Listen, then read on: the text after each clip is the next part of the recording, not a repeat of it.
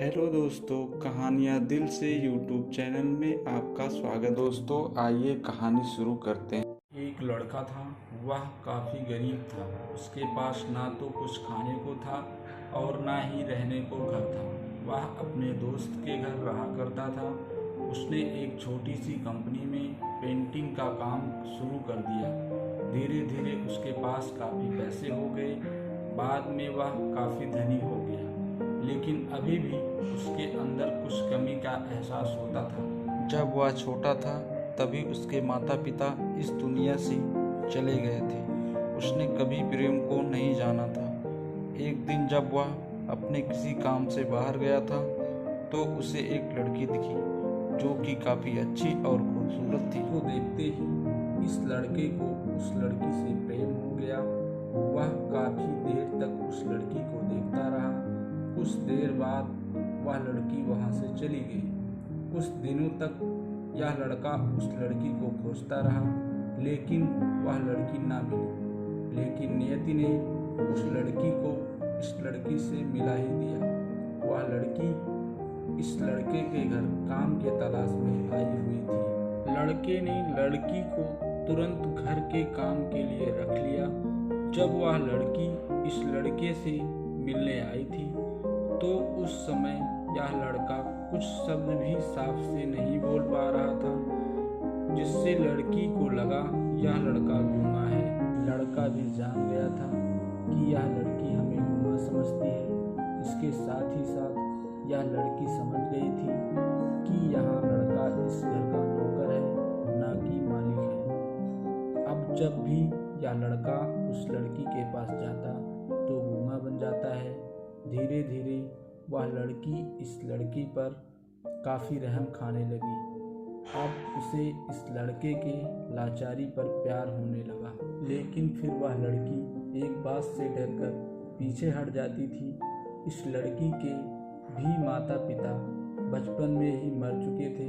इस लड़की को इसके चाचा ने पाला था और वह चाहता था कि वह जब तक जिंदा रहे यह लड़की इसके खाने और पीने का पैसा दे। लड़की का प्रेम हद से बाहर जाने लगा।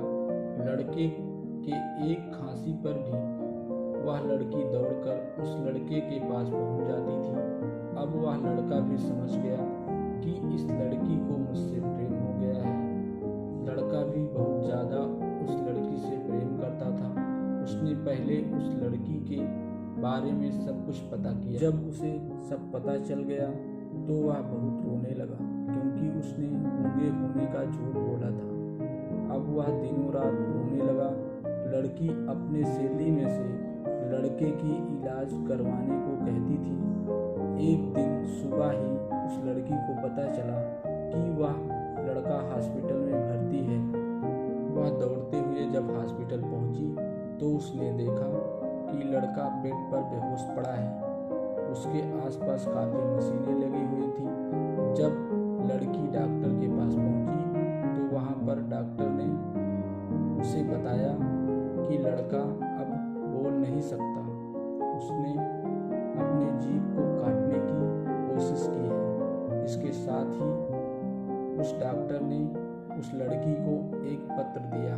उस पत्र में लिखा था, मैं काफ़ी धनी लड़का हूँ। जिस घर में तुम काम करती हो उस घर का मालिक मैं ही हूँ। लेकिन इसके साथ ही मैंने तुमसे एक बहुत बड़ा झूठ बोला है कि मैं गूंगा हूँ। अब इस झूठ का प्रायश्चित करने के लिए मैं ऐसा काम करने जा रहा हूँ। इसके साथ ही तुम मेरे घर से मेरे मैनेजर से पैसे लेकर अपने चाचा को दे देना और एक नई जिंदगी की शुरुआत करना। अगर हो सके तो मुझे माफ़ कर देना, तुम्हारा दोषी। उस पत्र को पढ़ने के बाद उस लड़की के आंख आंसू से भर आए। वह दौड़ते हुए मंदिर में गई। उसने भगवान के सामने कसम खाया, जब तक वह लड़का बोलने नहीं लगता तब तक वह कुछ नहीं खाएगी, भले ही वह क्यों मर ही न जाए। इधर डॉक्टर भी उस लड़के का इलाज कर रहे थे। ईश्वर ने दोनों के मन की बात कबूल कर लिए और अब लड़का बोलने लगा, लेकिन वह अपनी याददाश्त को खो बैठा। अब उसे कुछ भी याद नहीं था। अब बाद लड़की ने उसके याददाश्त के लिए काफ़ी कुछ किया, लेकिन याददाश्त ना आ सका। अगर